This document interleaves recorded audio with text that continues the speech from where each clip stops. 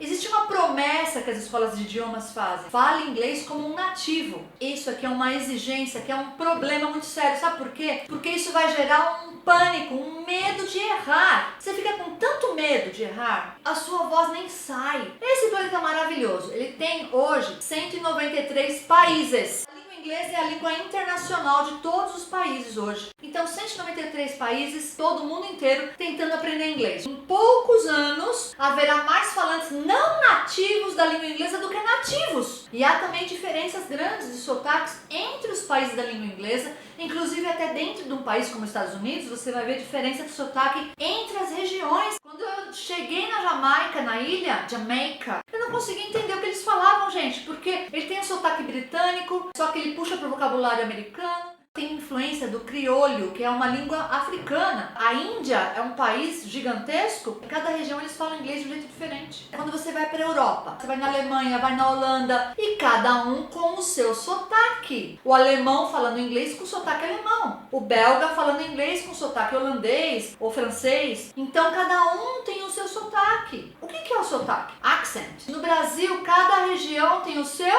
sotaque. Existe um sotaque mais certo, um sotaque mais errado? No Brasil? Não. Todo mundo fala o quê? Português. O mais importante é a gente se entender, certo? Você nunca vai perder o seu sotaque. É quase impossível você perder o seu sotaque da sua região, a não ser que você vá morar lá fora muitos anos. Aí você acaba pegando o sotaque deles. O problema é que a pessoa confunde sotaque com pronúncia.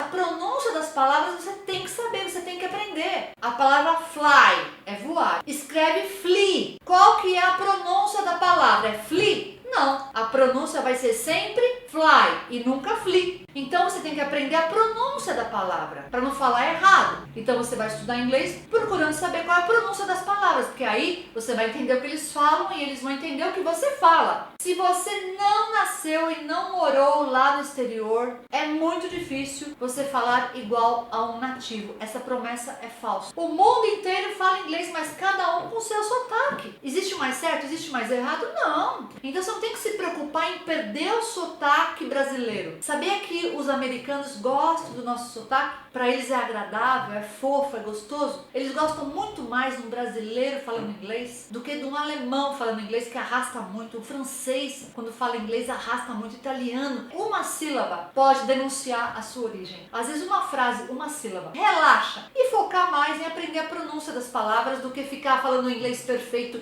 igualzinho ao americano, ficar tentando imitar o jeito deles falarem. Tudo isso só serve para te travar e você ficar com medo, pânico de falar. Foca mais em aprender a pronúncia, que isso vai desenrolar a sua língua.